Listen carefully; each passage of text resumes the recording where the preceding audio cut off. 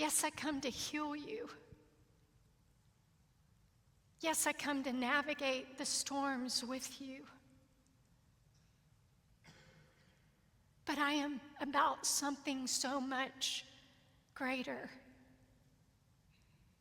And it's so interesting how we're living in a culture right now that is so me-focused.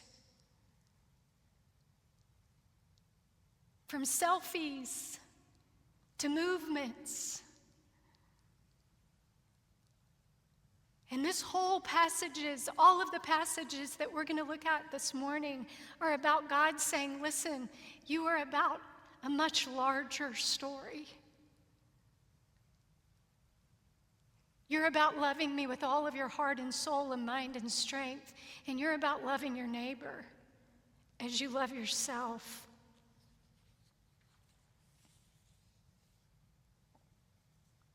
So he starts this section of the sermon by taking the law that they know. They know this law, do not murder. This is familiar to them. It's part of their Torah and their 10 Commandments. They know it. And he goes deeper. He goes into their hearts. And he says, what I'm going to show you is that something that seems small, like anger, in comparison to murder, can still cause great damage. Now, we know in this life there is healthy anger. We know that there are things we should be angry about. We talked about this a few weeks back when we were in a Bible study with the young adults here at the church, and Philly so graciously let them know it's very dangerous when we stuff down anger, because there are some times that we need to realize it's okay to be angry.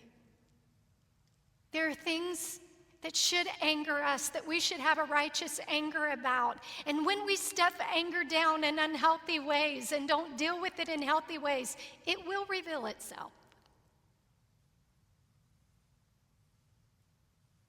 Anger not dealt with will come out in depression. It'll come out in addiction.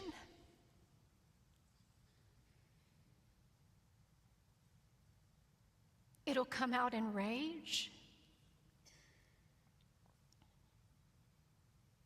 It'll come out in disease. So it's important that we deal with the angry places of our heart in healthy ways, and we bring them to the Lord. But in this passage, Jesus is talking about the anger that is rash and harsh and biting and wounding, and he is specifically talking about our words.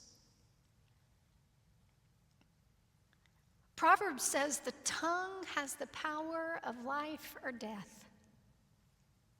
The Message translation says words kill or words give life. And Jesus wanted us to know that you can kill things in more ways than just through murder. Many relationships have been destroyed through angry words. So since Jesus is making his home in us, he wants us to pay attention to what is going on the inside of us. So when we see these places of anger, and I describe it sometimes, one of the ways you know you have an anger that is a heart issue is when you have an action this big and you have a reaction this big. You can usually rest assured something is going on inside of your hearts. And do you know there is not one thing in your life you can't bring to the feet of Jesus?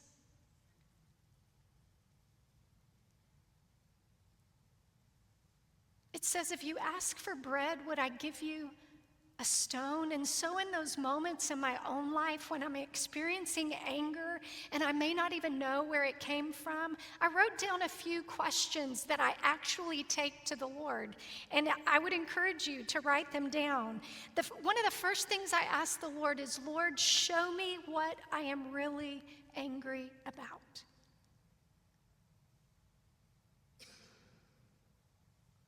Because sometimes what we think we're angry about really isn't what we're angry about.